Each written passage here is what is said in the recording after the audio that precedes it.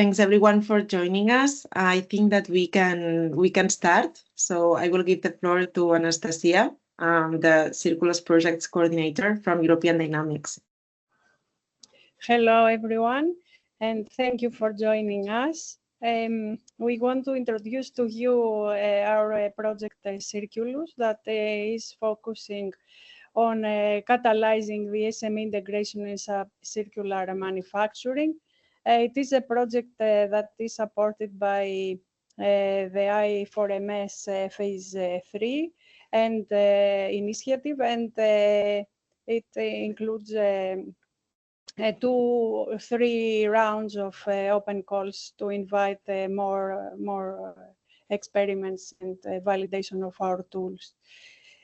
So we started this project in September, and we are actually developing the background technology that we will offer to you and the concepts. But in the meantime, we are opening up the expression of interest so that we can start creating, getting interest in this activity and formalizing initiatives that will be submitted in the next open calls. So I started by explaining the concept of the project and our vision and current pilots, and we will follow a bit in more later in time with another webinar that will explain a little bit in more detail the experiments that we have in our tools, so that you can start thinking of organizing the relevant proposals that are of interest also to you. So starting with the problem that we are aiming to solve, the problem is the circular economy production model. So we are trying to enable the production models at the supply chain level. And what happens there, we have seen that there is some interest from the manufacturing shop floor, but also from the customers, to extend the product life cycles. So there are strategies that are being slowly adopted, but the complex ones that include recycling, refurbishing, remanufacturing, that require big changes in the production models and supply chain collaborations are not very widely used, and they still have challenges. There is this concept of dynamic context in the supply chain of circular products because of the availability of the circular products at the end of life, reusable parts, where they are and how they can be procured, and how information can be shared in the value chain. There is these new roles that are coming that enable this supply chain, the recyclers, the upcyclers, and all these that need to find their position in the supply chains and ensure proper communication and decision making to form the relevant supply chains that are quite novel. And we need to address all this by considering the customer, the customizability of the supply chains to fit the new demands, and to leverage the relevant technologies that can support this, as also is advocated by the Circular Economy Action Plan, which is a big trend in the manufacturing industry. So Circuloos projects aims to empower small manufacturing companies in Europe that with novel digital tools that allow them to support the circular transition, but also to start considering innovative business practices to form the relevant supply chains as necessary. I think the challenges we have to address, like we said, we are focusing on enabling our strategies that are more complex from the supply chain. We have seen some are strategies like they extend, let's say, the maintenance of the product, but with various VR technologies. There are simple art strategies that are being implemented, but more complex ones that need novel supply chain collaboration and novel data sharing agreements or tools to optimize and re-optimize as necessary value chains. These are not very well developed. Then there is a skill shortage, as we have seen, that we need to address in order to be able to understand and capture all this in the manufacturing domain. And of course, there is a big market opportunity that has been identified because the customer is really getting aware slowly and demand the new circular products, and is even happy to pay a premium for in some cases if this is needed to support the circular production. What are our objectives? So we have 4 main objectives. We are developing a reference architecture and some tools to allow these supply chain models. So this reference architecture allows to combine the digital manufacturing SMEs with the other enablers in the supply chain, and we have produced the first deliverable on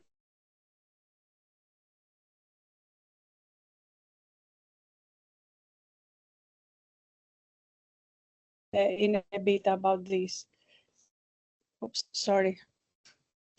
Then we have tools for process optimizations at the supply level, process orchestration first, where the supply chain members can find each other and create relevant supply chains that are in their performances or their criteria. Then we have tools to optimize the supply chains, and then we are forming data spaces where the SMEs can share parts of the information that is needed for the other SMEs to find each other and create these valuable business models. Then the second objective is focusing on the life cycle assessment. So we are doing all this mainly to improve the circular indexes of the products and processes. And to do this, we are considering how to capture the performances of each node of the supply chain at the manufacturing floor, and then combine it the circular with the relevant supply chain assessment engine to form to assess the entire life cycle indexes of the newly formed supply chains. And we are doing this in a framework of trust. We are using blockchain to support to be able to verify the operations, and we ensure the cybersecure access to this data that are shared in the platform that is created. The fourth objective goes at the validation at a large scale. We started the project with 3 pilots that are helping us to formulate the tools and the concepts. And there is about 3.6 million that will be offered for open calls into Circuloos. The first one gives up to 16 new value chains up to 2.8 million to formulate experiments that validate our tools. And then these experiments plus the pilots will be open to single entities at the later stage, which they want to extend the existing value chains with new innovative perspectives that we can validate. The fifth objective is, out of all this work and the large-scale validation, to create a European hub for circularity. And we have this vision to implement all these on a ramp marketplace. This is a marketplace that has been already developed since a few years and has already some network and activities. So we are integrating all the tools there. This marketplace comes with a platform. You will hear a bit about this for those who do not know it. And then we are creating this by enabling novel business models that will be co-created and supported by the parties of the supply chain that we will engage. And then in this way, we mobilize and empower a circular ecosystem, which hopefully can work further later on to put all this in real action. Okay, perfect. So hi everyone. I'm Álvaro Parejo. I'm from F6S. We are the one managing the open calls in this project, and we wanted to introduce you to them. As you can see here in the project, we have 3 different open calls, but they are really connected one to each other. We can think of them as one step after another. So today we are especially talking about the first one, which is the expression of interest, and the second one, which is the call that will grant the funds. So yeah, as already said, the expression of interest is the first step to access the funds that we are providing in the second open call. So for this, we have many activities prepared along this year, and those are matchmaking activities. We will have different workshops. This one is the first one, but we will have after the summer we will have another one about general information and more specific about important questions that it might arise during this time. And then, yeah, the main objectives is to help you out, create a great proposal for the second open call, and we will help you find partners so that you can create consortiums and then be able to access to these funds. So what are we looking for, right? Who can apply to this first expression of interest? Right now we are looking for single entities related to the manufacturing and supply value chain sectors. More specifically, the type of entities that we are looking for, the applicants that we want, SMEs or MSMEs and micro SMEs, dedicated, as I said, as to manufacturing, supply chain sectors, and entities that can lead the role of these kind of different activities that you can see in the third point, which are recycles, upcycles, repairers, waste collectors, and different kind of entities that can enable a circular loop. As Anastasia already said, and the name you can tell by the name of the project. This is a sustainability and circular economy project. So we are trying to form different value chains that can promote this kind of work in the project. Then we are also accepting the EHS and EDAHs, and applicants might also be academic institutes or research institutes, and each one of them will have different roles within the supply chains. So yeah, basically these entities will have to adopt one of our strategies that we are promoting in the project, which are recycling, remanufacturing, repair, and refurbishment. So here we had 2 slides dedicated to this information. May I ask if Anastasia could reconnect to the meeting, or is there anyone from European Dynamics that can develop these ideas? If not, I would be able to do it. Is there anyone from European Dynamics then? If not, hi, maybe I can jump in.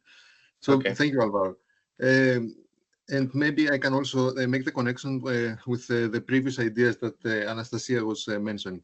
But anyway, in what we would like you to take out of this meeting is what rough ideas about what we will be looking for in the upcoming open calls. So the idea is that we will ask of you to create supply chains. New supply chains means that you will develop new ways to produce some of the products. So instead of using virgin material, we will try to investigate alternative options, such as using a recycled material, or re-engineering, or repairing some of the products that have reached their end of life. So the idea is that we try to introduce these R strategies, so these alternative ways to produce the same product by creating new supply chains. So in an essence, what we're looking for is for companies to create dynamically new connections. So instead of procuring the material from the original OEM or from the original resources that procure this material, this virgin material, what we will do is we will try to introduce in these supply chains material that comes from recycled resources. So essentially, this is what we mean when we say new supply chains. We want to identify new ways to produce the same product, but in a more circular way. And when we say more circular way, we would like to see that these introduce one of the R strategies that we mentioned before. So thank you. On top of maybe in the previous slide, I would also like to mention that we would like to connect the data that are produced, that are developed by each of the company, each of the entity, each of the manufacturer. We want to make this a data-driven approach, and to make this possible, what we would like to do is to connect the production schedules or some of the data that are produced, developed in the field. We would like to feed them to the Circuloos data platform. And Anastasia was trying to develop these ideas, so essentially present the data platform, the architecture of the data platform. What I would like to say is that it is mainly composed of components from the Fireware ecosystem. I know that some of you, hopefully many of you, are familiar with these Fireware components. And the idea is that, of course, respecting the confidentiality and the data sovereignty principles, we want to connect the data that is needed in order to create dynamically these new supply chains. Given that we have this data, and given that we have the description of the production processes, we need to conduct a lifecycle assessment of the new product, so the new supply chains, so that we can make the comparison and understand whether, how much, probably it would be better, but by how much would these different R strategies improve the impact, the sustainability impact of these productions. And again, we will also ask you to develop for each of the production processes that are introduced in these supply chains, the business process models. So in this business process management notation. So on a high level, I mean, we wouldn't want to jump into too many details, but in order to understand how these new supply chains and these new processes are configured, we need to have them modeled in a standard way. So essentially, this is what this slide means. Again, these are rough guidelines of what we will be looking for, and we will make them more concrete when we publish the guide for applicants for the open calls. So in the end, what we are looking for is to create an inventory of many production processes. So we could imagine this as being a new catalog in RAM, so in this marketplace, where each of the producers have described their production processes, their production capabilities. And given that we have this catalog, then we can dynamically combine these production processes in order to develop new supply chains. So when we say supply chains, again, the idea is that we develop new ways of producing new products. And given that we have all the information that we mentioned before, what we want to do is to make the comparison and make sure that supply chains comply to our ambitious goals in terms of reducing some of the sustainability metrics, let's say the CO2 footprint. So we will identify which metric we're interested in. Given that we have built this new supply chain, the next step for us would be to actually monitor that what we promised actually happens in the real life. So this means that as soon as we have the supply chain, we have all the actors engaged, then we can also monitor the production processes by monitoring a few key indicators from the shop floor, so that we can understand that the promises, again, comply with what happens in real life. So again, this is our idea, and hopefully this can also trigger some brainstorming activity on your end, so that you can reach out to your networks and try to understand what options you have in order to build these new supply chains. So that's it from me, and maybe we can tackle a few questions at a later point as well. So thank you, Alvaro. Thank you, Clara. Thank you very much, Themis, for clarifying these 2 points. Very useful. So yeah, so for the first expression of interest for this first open call, it will be held on Ramp, which is a marketplace that Anastasia just mentioned in the introduction. It will have a dedicated section for the open call, and it will help you out after registering in it, find a match and a partner for creating these supply chains that we are going to talk about in a moment. Also, the process of the platform will also be explained after this presentation. So do not worry. I've left here the QR code, so maybe you had chance to quickly scan it and go to the page, but you will find it available also on the guidelines and in the main website of the project. So as I said before, the expression of interest is a first step to access the fundings on Open Call 2 and 3. So the reason why is that we will help you out. The Open Call 2, you have to apply and submit your application as a consortium.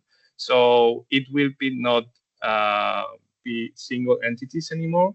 So you will have to form a consortium between different companies, up to between 2 and 4 entities. Open Call 2 will provide up to 60K on funds per each partner of this consortium, and the maximum will be 240,000 per consortium. We are planning to fund at least 16 consortia, and then as Themis also said just now, your work will be monitored. So the funds will be delivered upon successful technical and business report that we will be asking during the second open call, which asked for 12 months. So let's see what is more specifically the funding rate that we have for these funds. So as you can see, the funding rate will be 60% of the eligible cost. And this will be for private entities, but it will be 100 for non-profit and academic organizations. This is important to note that in every consortium, there will be a 40% that will be added from contributed for the own funds of each company. So, for example, if a consortium has 2 entities, it will be able to have 120,000 for funds for OpenCall 2, but they will have to contribute the other 40%, meaning they will have to put 80,000 euros to the project. So in total, the project has to be budgeted as 200,000, and yeah, and it will be distributed this way. And most important, we wanted to talk about the consortium structure that you have to create to be able to apply. So here you can see at first glance that we asked minimum two entities and maximum 4. So the consortium should be made out of at least one MSME and at least another entity that can assure that we'll have the role as a upcycler, repairers, or waste collector. And then ideally, it should also have an DAH, RTO, and another SME that has the role as a coordination partner or a technology enable or a regional security hub. So the reason why we are asking for this kind of structure is, again, that we are making sure that the supply chains that we are forming during the project enable the circular loop and is aligned with the scope of the whole project. So here is a more detailed timeline of the first steps of the open calls. Right now, we are on this webinar that is the first step, like getting information and be able to register in the RAMP platform. And then we will have, after the summer, we will have another second webinar to so more people can get interested. And we will, sorry that it's my time, so I guess we are running out of time, so we'll go a little bit faster.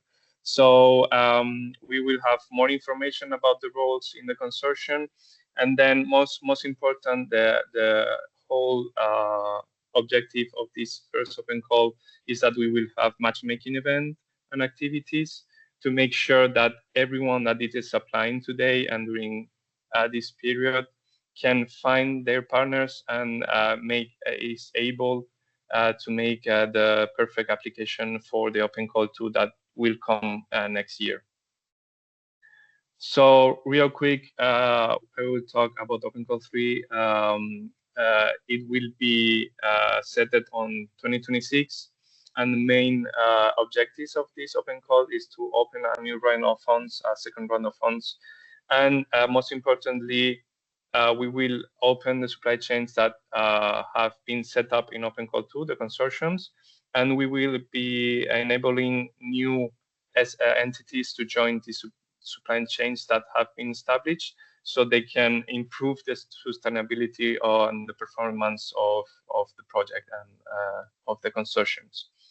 Again, for open calls 2 and 3, the first open call will be held in RAMP, but for 2 and 3, they will be held on our platform, on our Success platform.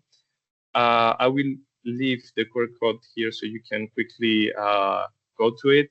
But again, all these links that we are seeing right now are able, you will find them on the guidelines of the project that are able to be downloaded on the main webpage of the project.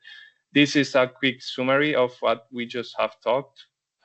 First person of interest, first step, we will match you up with the best partner that we have for you, so you can apply to a second open call, get access to funds, and then 2026 we will open the third one and the final one. Here are the guidelines. This is a link directly to the webpage, to the tab of open calls. You can download them, read it carefully, and then note all the questions you have for the next webinar that we will have after this one. So that is from my part. Thank you very much. Thank you, Alvaro. I'm sorry, I didn't realize that I didn't finish the presentation. Something was wrong with the network.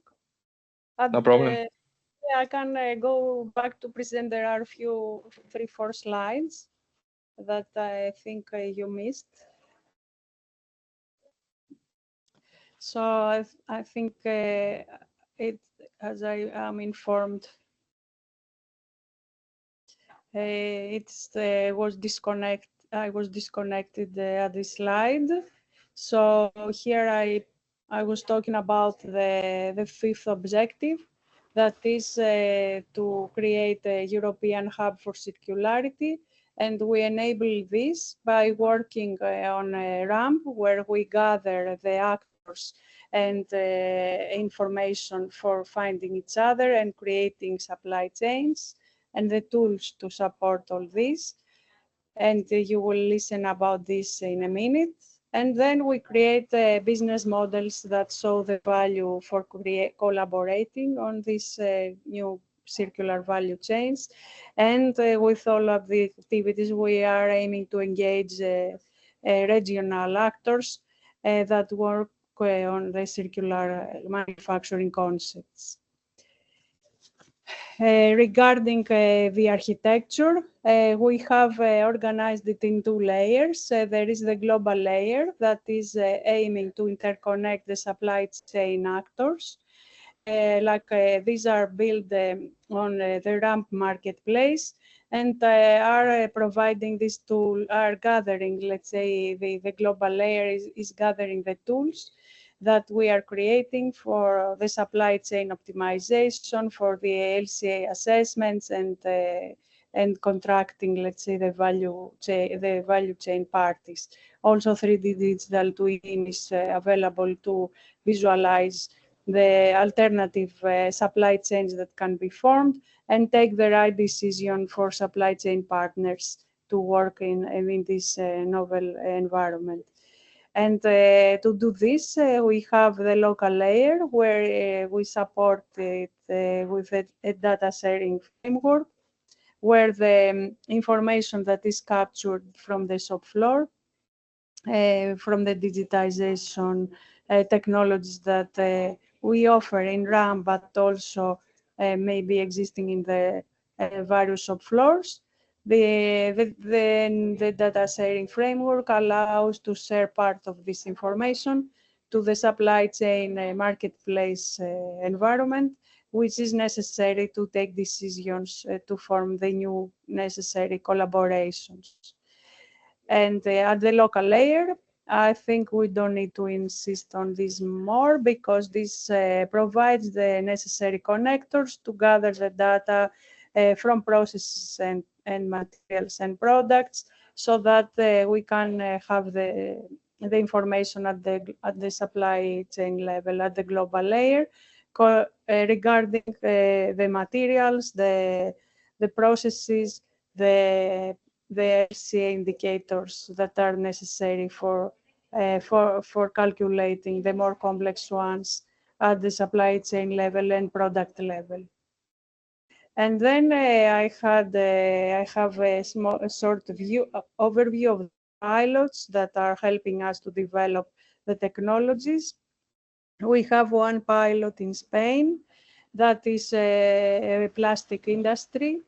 And this is composed of 3 actors. The 2 are supply chain actors, so Thermolympic and is the plastic company, and Lolo is a recycling company, and Canonical Robotics help with the tools to improve the sorting application. And the objective is to reuse, to optimize and reuse their own production resources that usually would go to the waste, to put them back in the production, and also to form partnerships with other regional supply chain actors who can provide the recycled material that can be put back in the production instead of raw material.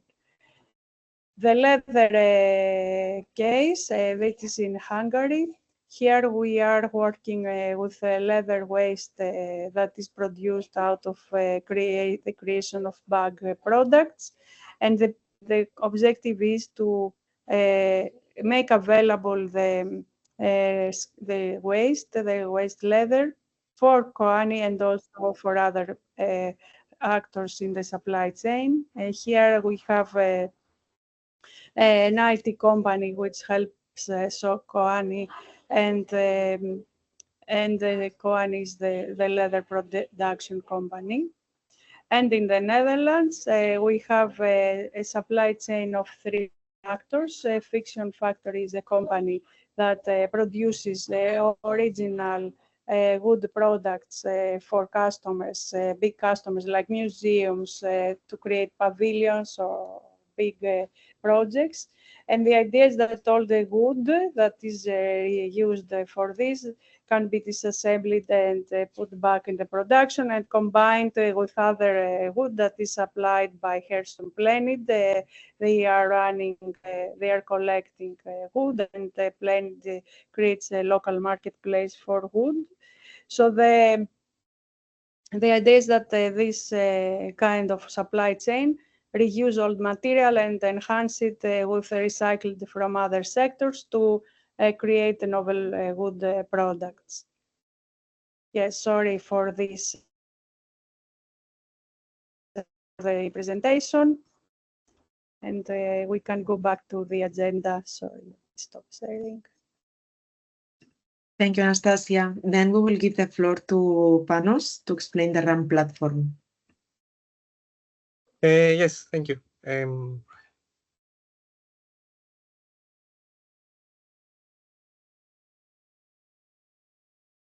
Okay, so okay, hello. I'm Panos Bouklis. I'm also from European Dynamics. So I will give you a short presentation on how the expression of interest can be executed, is executed on RAMP, and what you should do to use that. So first of all. Okay, so first of all, RAMP. RAMP stands for the Robotics and Automation Marketplace. In a nutshell, is a one-stop, let's say, one-stop shop that helps manufacturing SMEs, service providers, and digital innovation hubs to connect and interact with each other online with the ultimate goal of bringing digitization and automation in the manufacturing, the production of manufacturing SMEs. Towards that, RAMP is, let's say, something more than just a marketplace. So we have both marketplace features that are focused on this connection and interaction, but we also have aspects that dive into the industrial Internet of Things with platforms and tools and a rich set of features. Of course, today I will not talk about the second aspect. We will only talk about the connection part, that is about the expression of interest. The full set includes things like having the advertising and promoting the profiles on companies, of solutions, digital innovation hubs, connecting, and also tools for the everyday work of manufacturing SMEs and providers. So matchmaking, which is also what we are doing with the expression of interest. In RAM, there are essentially, let's say at high level, 4 ways to find a partner. So one way is to find a partner by looking at their company profile in general. Second way is by looking, by browsing through the available technologies and solutions and software components and hardware components that they have available to see what fits in our case. A third way is to contact our local digital innovation hub, and in this way get involved in our local ecosystem. And the fourth way is which is, let's say, a subset of what we will be doing with expression of interest, is to simply ask for a service, let's say, submit our needs and get offers and recommendations from RAM. So I'm going straight to how the expression of interest will work. In a nutshell, the process is, let's say that we have two parties here, two candidate partners. One prerequisite is that both of these have their organization profile in RAMP, and one of the parties, let's call them party A, opens, creates a new matchmaking request in RAMP.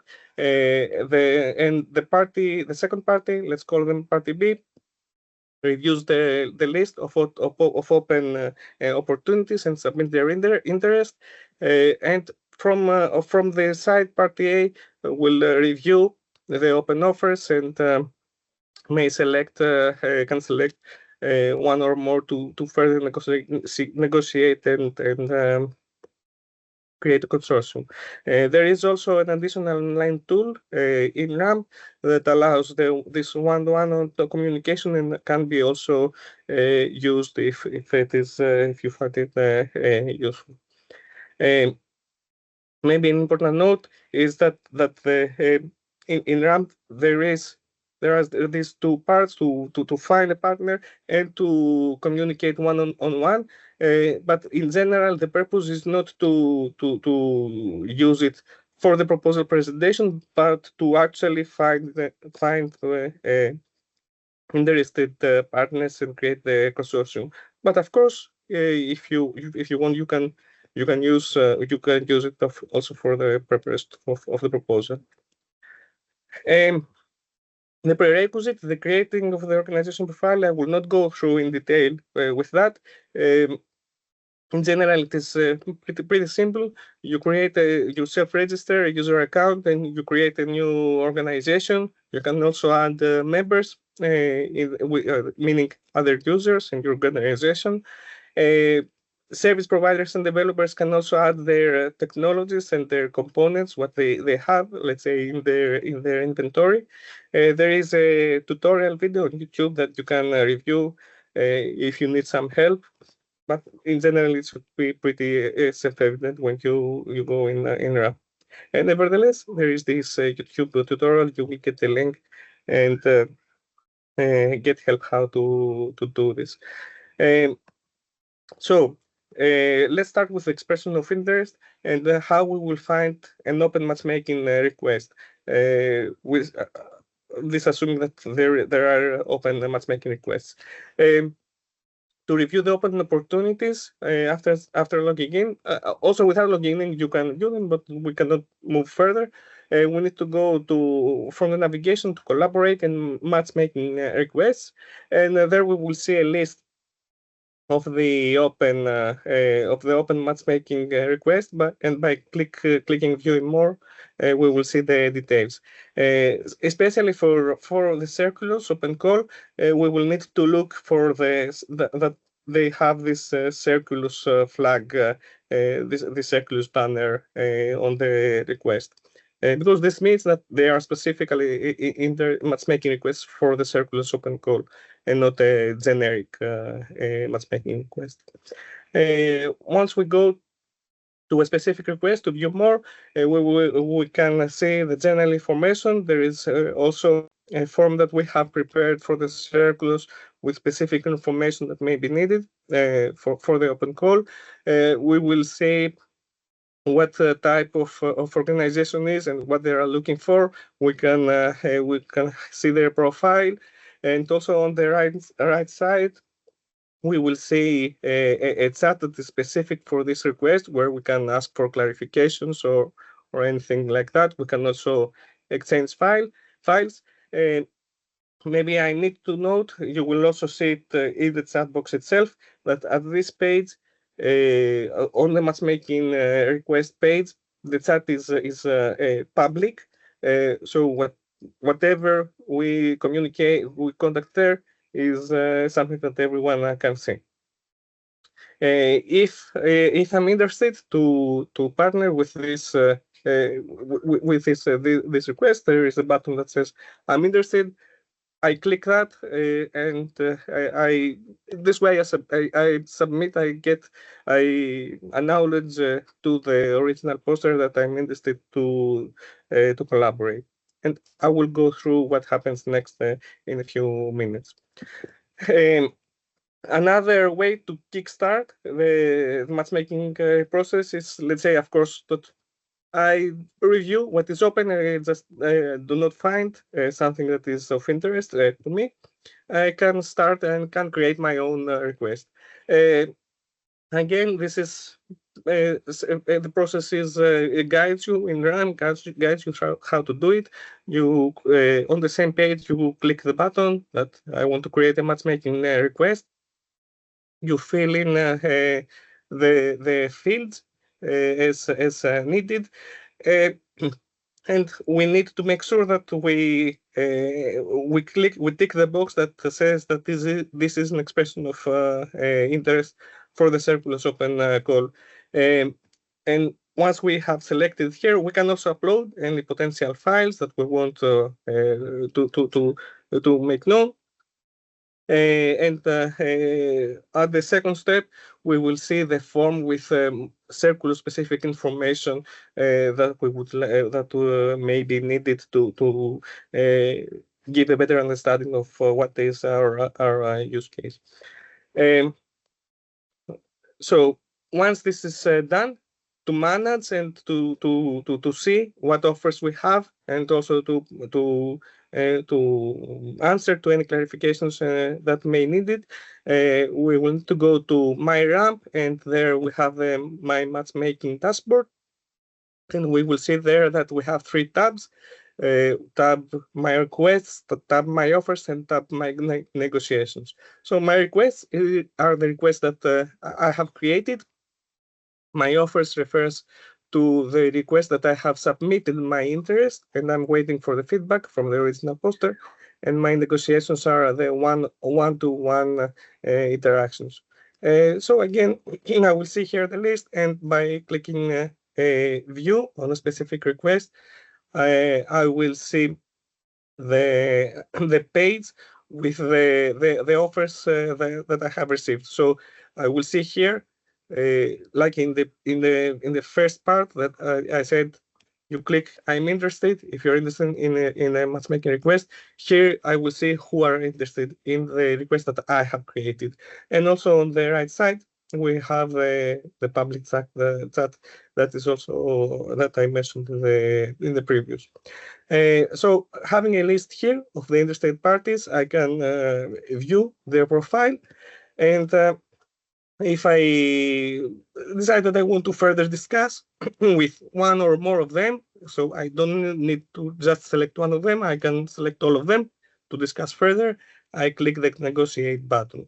And if, of course, if I want to close the matchmaking request and not accept any other offers, I click the do not accept other offers button. So in this way, let's say I gave how it is from the both sides. We create another one-to-one interaction between these 2 sides. Then this will be shown as I mentioned earlier in the my negotiations tab in the same dashboard in my negotiations tab. So for this one-to-one negotiations, we have again let's say a tool that is a wizard-like in ramp. Of course, as it is let's say intended for more let's say service negotiations. It includes things like budget and contracts and things like that. Of course, you may not need to use this tool at its full extent, so you can use it only to communicate and exchange files with the other party. Of course, this is something that you can do in other ways, but we believe if you have this within this same place, it can help you to track better and keep more organized this kind of interactions that you have with with manufacturing SMEs or with destination hubs or with providers, etc. So our value is that you have everything tracked and organized rather than just giving you a place to communicate. Of course, as a, let's say, a quick and dirty thing, another thing that you can do is just see an open request and just go directly and send them a general message in RAP. That is, again, also possible. But of course, there will not be a tracking of what has happened in RAM, so you will not be able to refer. But this is possible. You can, of course, exchange there from other means of communication and proceed however you feel is better for you. As a last bit of information, there are general presentations and tutorials on YouTube that you can weekly go through, and of course, whatever else you need to ask, you can always use the either conduct the circular support, or if it's specifically on RAM, you can also just use the online form on RAM. Yes, thank you. That was it. Thank you, Panos. Now we will give the floor to Marjorie Grassler from Mobile World Capital Barcelona. Hello, everyone. While I'm sharing my screen, I am introducing myself. So I'm Marjorie Grassler from the Mobile World Capital Barcelona. And Mobile World Capital Barcelona are part of managing the communication and the dissemination of the project. We are also taking care of creating a strategy for skills development to foster circular manufacturing. I don't know if you can see my screen right now, because for me it's entirely black. So for us as well. Okay, so let me try again. Okay, so this, and now let's see if we are lucky. Yes, right now, yes. You can confirm, Clara? I confirm. Okay, fantastic.